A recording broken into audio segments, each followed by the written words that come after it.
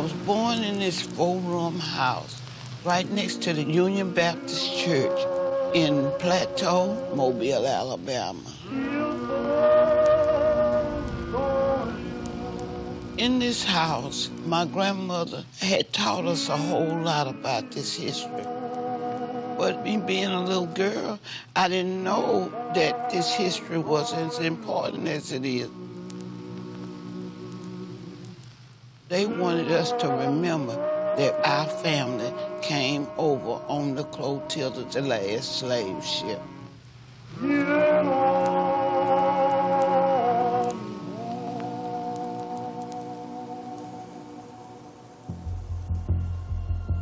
They made a bet down on the Mobile docks that they could bring this ship unseen and unheard because they knew it was illegal.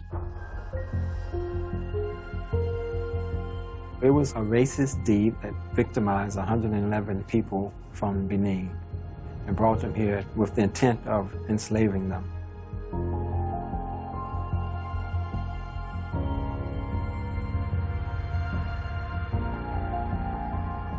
They wanted to make sure nobody's name was connected. So when they burnt that ship, they said no parts of it was left. There's a very powerful descendant community right here in Mobile, Alabama, called Africatown. Just like our ancestors were rooted. And as we think about how our ancestors here in America, a lot of them lived off of the water. They're trying to reclaim a memory and reclaim identity and reclaim culture that was stolen from them. You had individuals transported against their will to this land. And they had a foresighted vision to start a church, a community, and a school. What more can you ask? They started Africatown with a meek and humble beginning.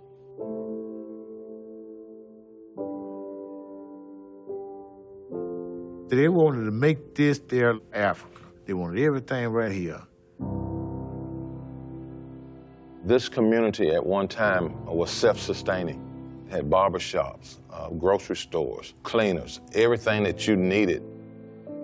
We had fruit trees everywhere. Everybody had chickens and gardens. There was always something cooked at somebody's house, and they cooked on wood stoves. Africatown was family. Everyone looked out for each other. It was a place where we had pride. When I start to talk about Africatown, sometimes I get a little emotional because it's nothing like when I grew up.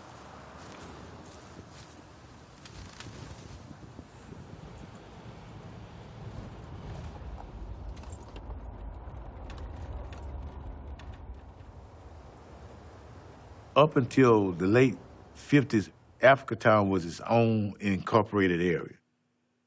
But Mobile began to court Africatown. And in the 60s, the city rezoned from residential to heavy industry because they wanted to get those taxes from those industries. So I can understand people in the area feeling as if they have been forgotten because they would just like to bulldoze everything in here, move these 2,000 people out, and just industrialize the rest of it. They figure if they ignore you and just let your house fall down, your people die off and buy off your land, then that's what they'll do.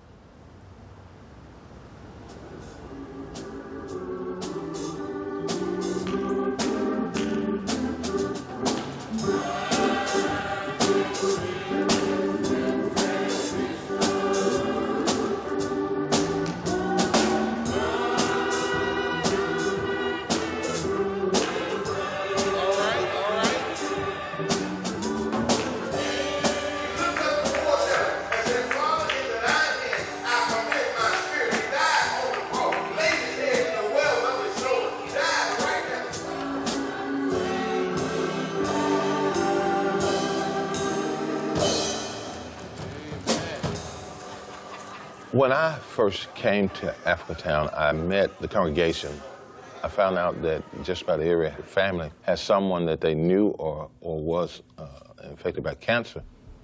Most of the people who were sick, who had been the ones that was playing in this soot and this ash that was falling from the smokestacks of the industry around. When you look around, it's dilapidated homes. No one has put any dollars to open up a store. That's why the hope is gone. There's been economic tragedies, there's been environmental tragedies to a horrific extent. But there are folks who are holding on.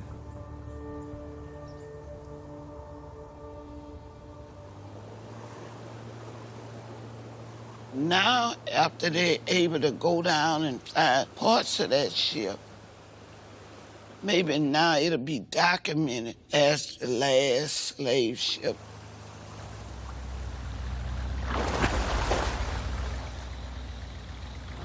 This mission is about, again, doing a comprehensive search of all the vessels that's in the stretch of the river. And if by chance we run across something of interest, that would be great. 6-inch iron spike, and that was on the wood? Okay.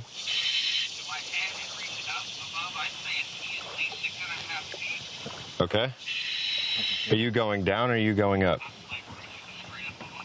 Okay. Feels all wood. Okay.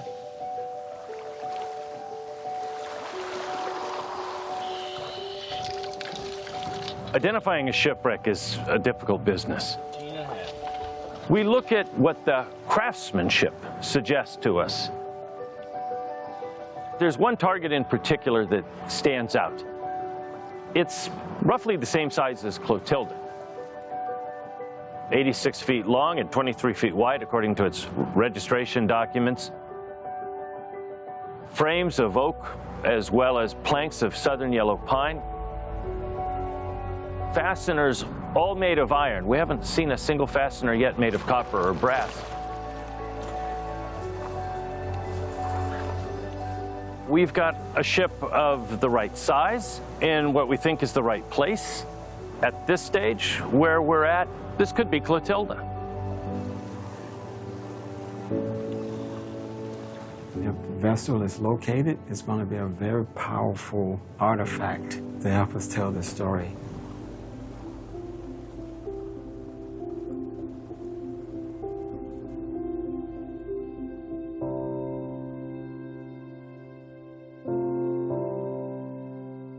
We think that would be one of the most historic finds in America, not just in Africatown. The whole story becomes life and becomes true. To start a new chapter, from their perspective, it can present many, many opportunities for them. People will get excited about the community, to rebuild it, to give it its prominence. And we'll have the proof that we need to know that we was part of the history of Mobile. We need to tell it, we need to share it, we need to expose it to the world.